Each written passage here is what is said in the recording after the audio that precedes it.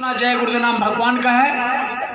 ये गुरु महाराज जो बार बार आप सुन रहे हैं कि जय गुरुदेव नाम किसका, परमात्मा का, प्रभु का, ईश्वर का, खुदा का, गॉड का, ये गुरु महाराज बताते रहे, प्रचार करते रहे कि ये जय गुरुदेव नाम न तुम्हारा है, न मेरा नाम, न किसी पार्टी का, न धर्म का, न किसी साधु का, न किसी संत का, न किसी मतलब नदी नाल का है। ये जय गुरुदेव नाम उस मालिक का है, प्रभु का है, परमात्मा का है, ईश्वर का है, जो इधर से सूरज निकलता है और इधर अस्त होता है, यानी जिनके आदेश से रात और दिन होते हैं प्रेमियों, जिनके यानी हुक्म से यानी रात और दिन होता है, उनका नाम जय गुरुदेव है। फिर गुरु महाराज ने कहा कि जय गुरुदेव नाम उस मालिक का, उस प्रभु का, उस शक्ति का है जो एक एक खेत में आप ईख लगा देते हैं और उसी खेत के एक कोने पर मरचा लगा देते हैं, तो ईख में मिठाई और मरचा में तिताई कौन भरता है?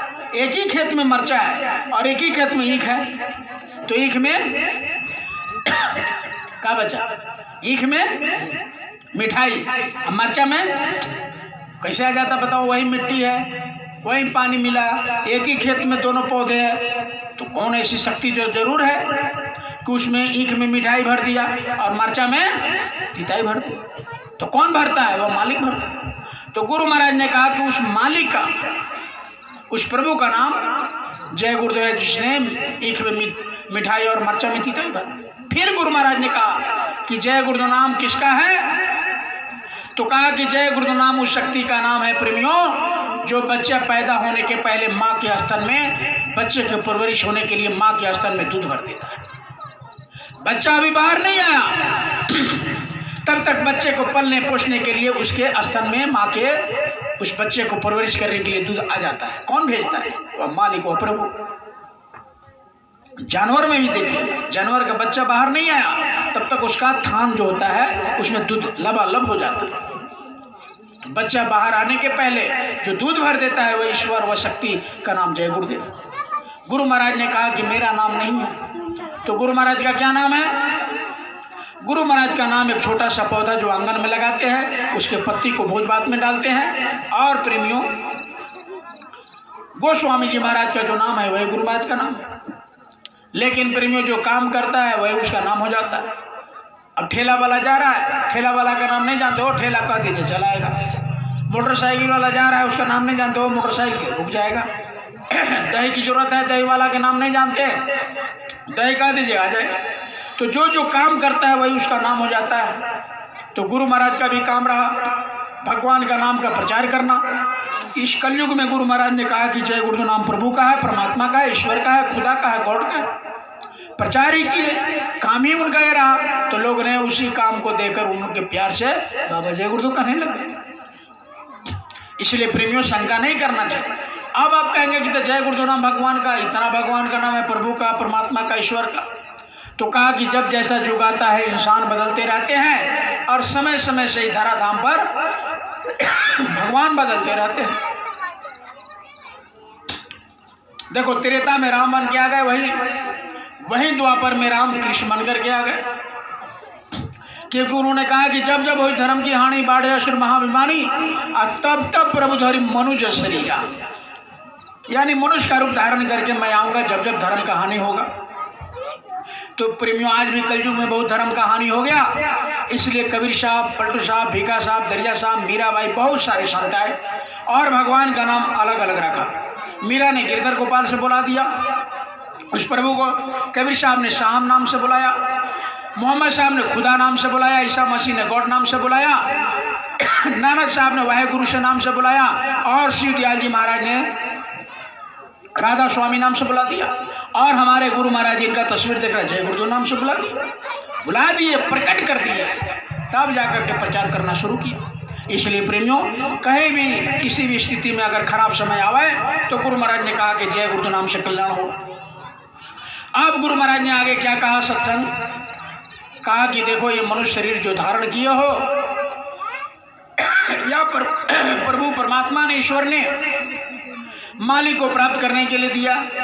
84 लाख जोनियों में सबसे बड़ा श्रेष्ठ जोनी है और एक किराए पर है।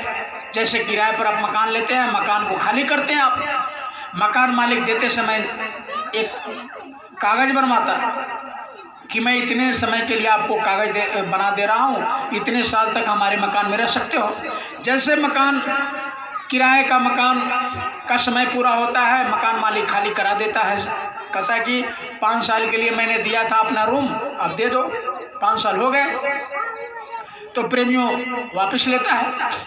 फिर गुरु महाराज ने कहा कि देखो ये शरीर भी तुम्हारा जो है तुम्हारा नहीं है, अगर तुम्हारा शरीर रहता तो क्यों कोई मरता, अपना शरीर नहीं है, अपना शरीर रहता तो कोई नहीं जाता शरीर छोड़कर।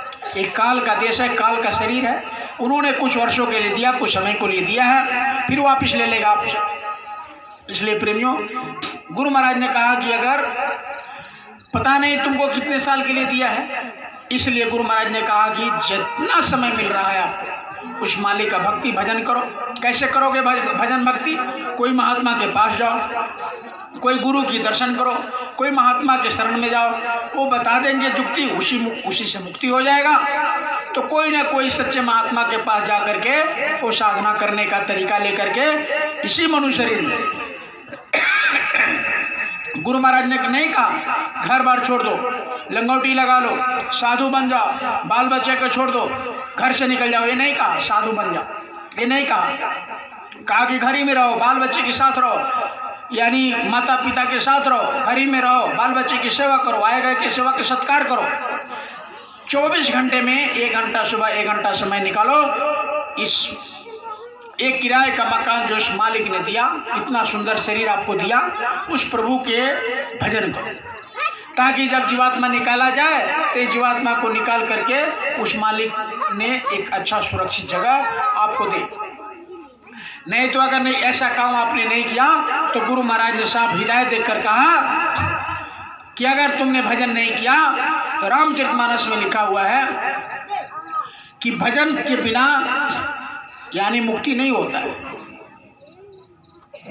भजन बिना न जाहि कलेसा, भजन के बिना ये दुनिया संसार का जो क्लेश है नहीं छूटता है।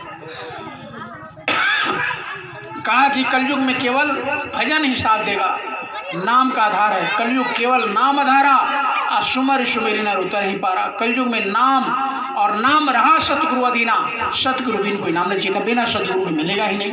इसलिए प्रेमियों सतगुरु से यानी दीक्षा लेकर के भजन करे, ये मनुष्य शरीर इसके लिए मिला है, तब जाकर के मनुष्य शरीर का यानी सार्थक बनेगा। मनुष्य शरीर यानी आपका नहीं तो फिर बैल में, बकरी में, कीड़े में, मकोड़े में, सांप में, गोजर में, कुत्ता में डाल देगा, और फिर ये मनुष्य शरीर आपको नहीं देगा। गुरु महाराज ने कहा कि जैसे अभी आए थे ना वीडियोग्राफर वाले, वो बच्चा भी कर रहा है जो आपको, उसका नाम है विचित्र गुप्त, गुप्त रूप से चित्र खींचता है, ये तो प्रकट से खींचता है, दिख रहा है, लेकिन वो पता नहीं चलेगा आपको, लेकिन सब कैसेट बना रहा है, सीडी बना रहा है।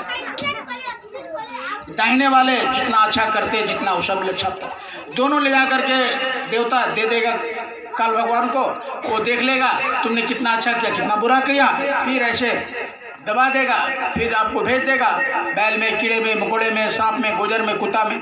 इसलिए गुरु महाराज कहा कि देखो तुम मनुष्य शरीर पा गए हो, अरे कितने बार सतयुग, त्रेता, द्वापर, कलयुग बीत गए, अभी तुमने इसी मनुष्य शरीर, इसी संसार में रहे, इसी यानी दुनिया में रहे, आप इसी मतलब मृत्यु लोक में रहे, बैल बनकर, कीड़ा बनकर के, सांप बनकर, कुत्ता बनकर के, गोजर बनकर के, हाथी बनकर के, ऊंट बनकर के, जंगली जानवर बनकर के, वृक्ष बनकर के रहे, जल के, नभ के, थल के जीव बनकर रहे।